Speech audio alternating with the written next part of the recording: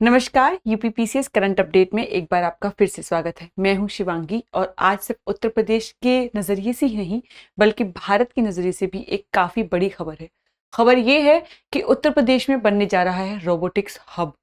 कहाँ ये robotics hub बनने जा रहा है, किन तकनीकी चीज़ों का इसमें इस्तेमाल होगा और इससे थीम बेस्ड क्या प्रश्न या कंटेंट बन सकता है, हम इन स्लाइड्स के थ्रू देखेंगे। देर न करते हुए शुरू करते हैं।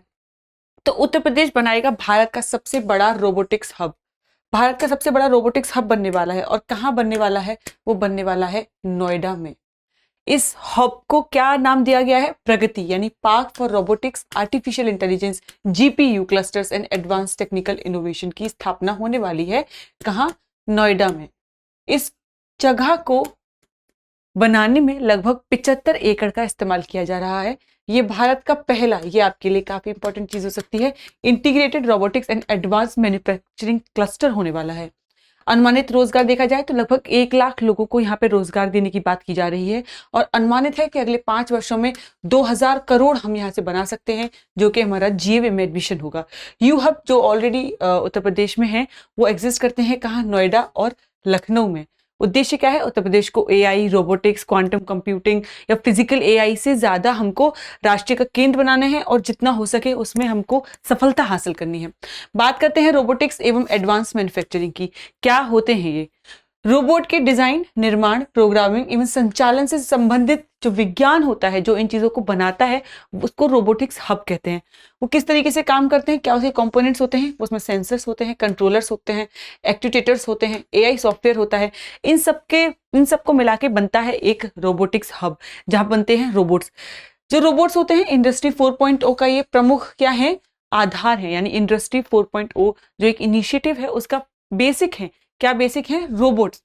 अब बात करते हैं कोलैबोरेटिव रोबोट्स की। कितने तरीके के रोबोट्स होते हैं?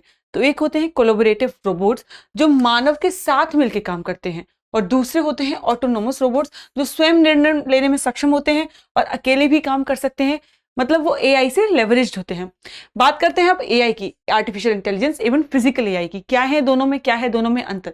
पहली बार बात करते हैं हम एआई की। ये एक ऐसी तकनीक होती है जिसमें मशीनें स्वयं सीखती हैं, मानवों जैसे डिसीजन लेने की क्षमता का विकास करती हैं, उनके जैसे निर्णय लेने की क्षमता का विकास करती हैं, जिसमें इन्वॉल्व होते हैं ये कंपोनेंट्स होते हैं एआई के। क्या है components? Machine learning, deep learning, generative AI, computer vision, natural language processing. ये सब कंपोनेंट्स हैं किसके? आर्टिफिशियल इंटेलिजेंस के। बात करते हैं फिजिकल एआई की। आखिर क्या है फिजिकल एआई? फिजिकल एआई वो है जब एआई वास्तविक दुनिया के जो रोबोट होते हैं, जो ड्रोन होते हैं या स्वचालित वाहन होते हैं, औद्योगिक मशीनें होती हैं आदि को नियंत्रण करने लगती है। यानी कि जो फिजिकल मशीन्स होती हैं, जो फिजिकल रोबोट्स होते हैं, जब उनको कंट्रोल करने लगती है एआई तो वो फिजिकल एआई में कन्वर्ट हो जाती है।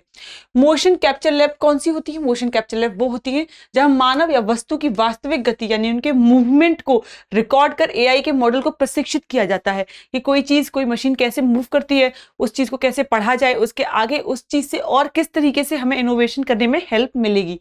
बात करते हैं एआई डेटा सेंटर्स की। विशेष जीपीयू आधारित सर्वर जिनमें एआई मॉडल को प्रशिक्षण यानी ट्रेनिंग दी जाती है और उनका संचालन यानी कि इंटरफेरेंस किया जाता है, किस तरीके से उनको और बेहतर बना सकते हैं, वो होते हैं एआई डेटा सेंटर्स। अब बात करते हैं हम क्वांटम कंप्यूटिंग की, जो कि काफी ज्यादा प्रेवलेंट है और न्यूज में है। पीसीएस के पॉइंट ऑफ व्यू से आपके लिए काफी इंपॉर्टेंट है कि क्या होता है क्वांटम कंप्यूटिंग। क्वांटम कंप्यूटिंग के सिद्धांतों पर आधारित अगली पीढ़ी की कंप्यूटिंग तकनीक यूज होती है। जो पारंपरिक तकनीक होती है यानी जो पहले की कंप्यूटिंग तकनीक होती है उसमें हम बिट का इस्तेमाल करते हैं, यानी 0 या 1 का इस्तेमाल करते हैं, लेकिन क्वांटम कंप्यूटिंग में हम इस्तेमाल करते हैं क्यूब बिट का। या तो हम उसमें 0 का इस्तेमाल करते हैं या 1 का इस्तेमाल करते हैं या फिर दोनों का, हम दोनों अवस्थाओं का साथ में सुपरपोजिशन यानी कि सुपर इंपोज करके हम उनका इस्तेमाल करते हैं, उसे कहते हैं क्यूबिट। कहाँ पे क्वांटम कंप्यूटिंग का इस्तेमाल होता है?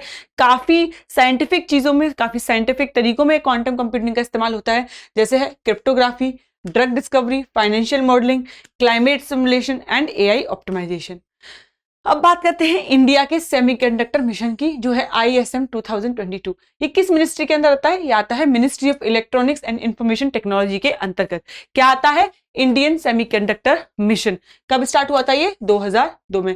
भारत में semiconductor manufacturing, chip design, display manufacturing एवं संपूर्ण सेमीकंडक्टर जो इकोसिस्टम है उसका विकास करना, यानी कि हम किसी और पे, निर्यात पे या आयात पे निर्भर न रहें, खुद ही सेमीकंडक्टर चिप्स को बना सकें और उनके विकास से हम एआई में हेल्प कर सकें। उसका जो मिशन है वो किसके अंदर आता है? इंडिया सेमीकंडक्टर मिशन के अंदर। इनका कार्य क्या होता है कि एक इंडिपेंडेंट बिजनेस तैयार किया जा सके, division with in digital India corporation के रूप में स्थापित किया गया है। अब मैं आपके लिए लेके आई हूं एक क्वेश्चन इस न्यूज के बाद।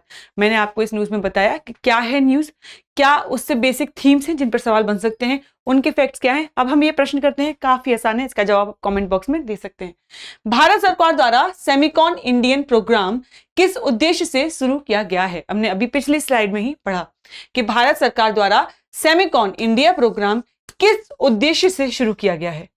ए, कृषि उत्पादों के निर्यात को बढ़ावा देने के लिए, बी, सेमीकंडक्टर एवं चिप निर्माण परिस्थितिकी तंत्र का विकास करने के लिए, सी, कृत्रिम बुद्धिमत्ता आधारित शिक्षा को बढ़ावा देने के लिए, या डी, रक्षा उत्पादन में विदेशी निवेश को बढ़ाने के लिए। क्या है आपका जवाब? ए, बी, सी या डी? कमेंट बॉक्स में लिखिए और इसी तरह यूपीपीसीएस करंट अपडेट के साथ जुड़े रहिए बेहतर तैयारी के लिए। धन्यवाद। अब एग्जाम की तैयारी को और बेहतर करने के लिए हमारे चैनल को लाइक, शेयर और सब्सक्राइब करना ना भूलें।